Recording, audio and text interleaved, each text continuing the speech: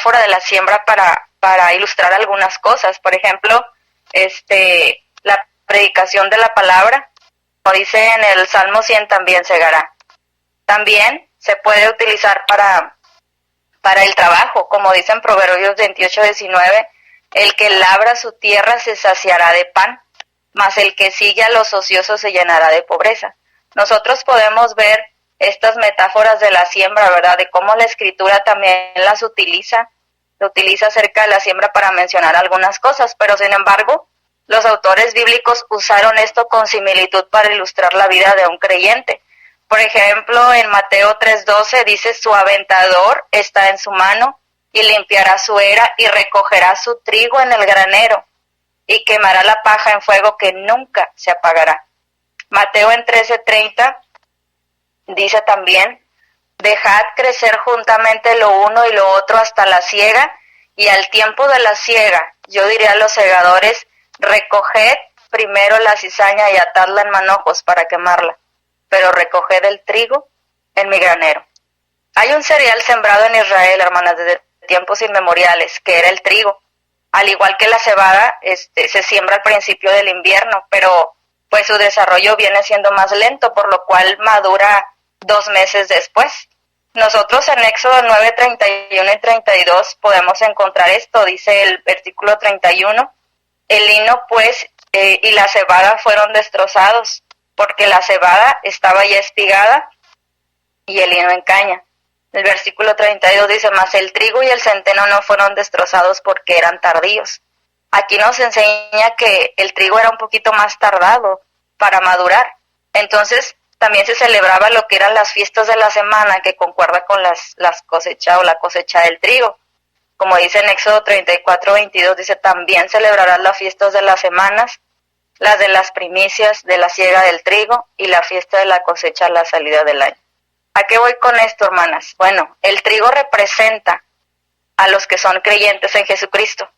Sabemos que Dios a nosotros nos compara con el trigo. Esto mismo lo sabía el diablo también, pues acuérdense en la historia de Simón, pues él pidió a Simón para zarandearlo como a trigo. Eso lo encontramos en Lucas 22:31. Lo voy a leer, dice, dijo también el Señor, Simón, Simón, he aquí Satanás os ha pedido para zarandearos como a trigo, pero yo he rogado por ti que tu fe no falte, y tú, una vez vuelto, confirma a tus hermanos. Aquí dice que Satanás lo pidió para zarandearlo. Zarandear el trigo, hermanas, es el proceso para separar el grano de la paja. Y esto era hecho poniendo el grano encima de una zaranda o un colador con el cual se sacude fuertemente de un lado a otro. Al hacer esto, la paja queda en el colador y solo el grano limpio cae en el recipiente para luego ser guardado en el granero.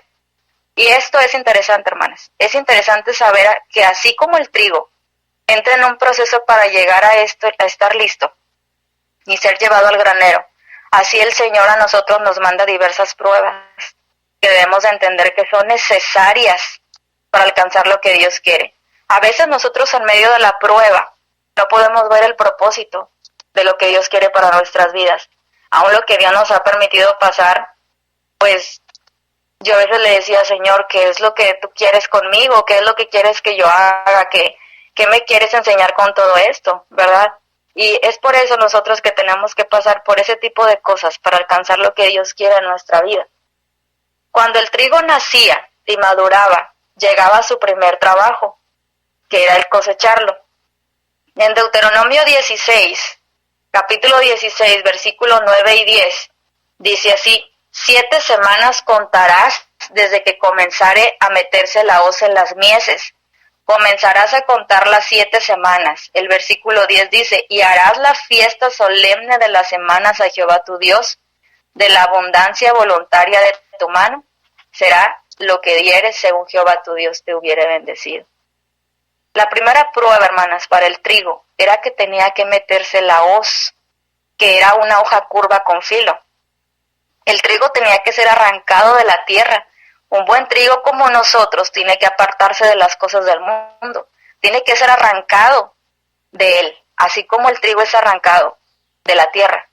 En San Juan 15:19 dice, si fuerais del mundo, el mundo amaría lo suyo, pero porque no sois del mundo, antes yo os elegí del mundo, por eso el mundo os aborrece.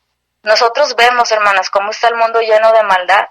Este mundo está dominado completamente por Satanás en rebelión contra Dios. Vemos tantas cosas a nuestro alrededor, lo vemos en televisión, en internet, en cualquier medio lo podemos encontrar. Así es que podemos ver cómo el mundo aborrece a Jesús y a todos los que le siguen. En 2 Timoteo capítulo 3 versículo 12 dice, y también todos los que quieren vivir piadosamente en Cristo Jesús padecerán persecución. Yo creo que en un momento de nuestra vida cristiana todos hemos padecido alguna persecución, ya sea que se burlen de nosotros o se estén burlando de nosotros, ya sea que nos digan alguna cosa, nos pongan algún apodo, pero sin embargo dice que todos los que quieren vivir piadosamente tienen que pasar por esto. Hay que padecer alguna persecución. El mundo quiere que caigas en sus tentaciones, por eso tú tienes que ser arrancado de este mundo como el trigo es arrancado de la tierra. En Efesios capítulo 5 versículo 11 dice, y no participéis en las obras infructuosas de las tinieblas, dice, sino más bien reprenderlas. Las instrucciones de Pablo son simples y muy directas. Los cristianos deben de ser fieles y vivir de una manera recta y pura, sin tener que ver en lo absoluto con las obras malignas de Satanás y el mundo. Ahí dice algo muy claro, dice, sino más bien reprenderlas. La responsabilidad del cristiano no es solo rechazar, sino quitarlas de nuestra vida para que ya no se sigan cometiendo. Hay veces que nosotros tenemos pecados y podemos pedirle perdón a Dios por ellos, pero sin embargo los seguimos cometiendo. La Biblia dice, reprenderlos, quítalos de tu vida. Esas son instrucciones que Dios nos deja en la Biblia. Y sabemos que son obras malignas de Satanás las que nosotros a veces hacemos. Ahora, al igual que el trigo, nosotros tenemos que arrancar de nosotros lo que nos une a lo terrenal. En Colosenses capítulo 3, versículo 5 también nos lo dice. Dice, haced morir pues lo terrenal en vosotros, fornicación, impureza, pasiones desordenadas, malos deseos, y dice, y avaricia, que es idolatría. Esto, hermana, se refiere a un esfuerzo consciente de aniquilar lo que queda del pecado en mi carne que estorbe mi progreso espiritual. Hay veces nosotros sabemos lo que nos afecta en nuestro crecimiento espiritual, pero sin embargo no queremos dejarlo a un lado. Seguimos pecando y eso estorba a que yo pueda crecer, a que yo pueda alcanzar la madurez espiritual que Dios quiere para mi vida. Nosotros tenemos que vivir separados del mundo. Siempre pregúntese, ¿lo que voy a hacer afectará el crecimiento espiritual de alguien más? Porque nuestro testimonio en este mundo también afecta a los demás. Romanos 14:20 nos dice, no destruyas la obra de Dios por causa de la comida. Todas las cosas a la verdad son limpias, pero es malo que el hombre haga tropezar a otros con lo que come. Y el versículo 21 dice, bueno es no comer carne, ni beber vino, ni nada en que tu hermano tropiece o se ofenda o se debilite. Hermanos, nosotros tenemos que quitar de nosotros esos pecados que nos permiten avanzar en nuestra vida cristiana. Nosotros tenemos que alcanzar lo que Dios quiere para nosotros. Así es que vemos esto, cuando el trigo nacía y maduraba, llegaba a su primer trabajo, que era cosecharlo. Ahora, había otra cosa que hacer con el trigo. Es llevado a la era para sacudirlo. En Mateo 3:12, que ya lo leímos, lo voy a volver a leer, dice, su aventador está en su mano y limpiará su era, y recogerá su trigo en el granero, y quemará la paja en fuego que nunca se apagará. En Jueces capítulo 6, versículo 11, menciona, dice, y vino el ángel de Jehová, y se sentó debajo de la encina que está en Ofra, la cual era de Joás Abieserita. Y su hijo Gedeón estaba sacudiendo el trigo en el lagar para esconderlo de los madianitas. ¿Qué estaba haciendo Gedeón? Dice que estaba sacudiendo el trigo. Ahora, el lagar era como un pozo donde se pisaban las uvas. El trigo siempre era llevado a otro lugar que era llamado la era, no un lagar. Recordemos que Gedeón lo estaba escondiendo. Estaba escondiendo el trigo en el lagar de los madianitas. Entonces, la era un espacio de tierra firme donde se trillaban los cereales. recordando otra vez la historia de Gedeón, eso era lo que él estaba haciendo, trillando, sacudiendo el trigo. En Joel capítulo 2 versículos 24 nos explica a dónde es llevado el trigo. Dice, las ceras se llenarán de trigo y los lagares rebosarán de vino y aceite. Si el trigo ya no está en la tierra, era llevado a la era. Ahora, si el creyente no puede estar en el mundo, es llevado a la iglesia. El trigo era llevado a la era para sacudirles, para que soplaran vientos y quitarles la paja. Así nosotros, hermanos, a veces somos sacudidos por esos vientos llamados pruebas. Pero, hermanas, todo esto sacude tu vida y sucede en ella para ver si realmente estás firme. Todos los creyentes atravesaron varias pruebas. Nosotros no somos las únicas. Ahorita la hermana Miriam mencionaba, todos en alguna ocasión hemos pasado por algo difícil. Y no estamos exentos a esos. Hemos escuchado a mucha gente decir que el llevar una vida cristiana es muy difícil. Católicos convertirse al cristianismo hemos escuchado cuando dicen, es que es bien difícil ser cristiano. Yo prefiero estar como estaba antes, porque era una vida más fácil. Pero sin embargo nosotros, hermanos, sabemos y si queremos perfeccionarnos en la vida cristiana, nosotros tenemos que pasar por este tipo de cosas mientras estemos en la tierra. Algunos problemas de la vida vienen de Satanás también, algunos por otras personas, algunos son resultados de nuestros propios hechos, pero algunos vienen del Señor. En Primera de Pedro 1:7, si nosotros vamos a esa porción, y algunos que ya la conocen, dice, para que sometida a prueba vuestra fe, mucho más preciosa que el oro, el cual, aunque perecedero se prueba con fuego, sea hallada en alabanza, gloria y honra cuando sea manifestado Jesucristo. Nosotros en mi familia, como ya les mencionaba, hemos pasado por diferentes pruebas. No es nada fácil el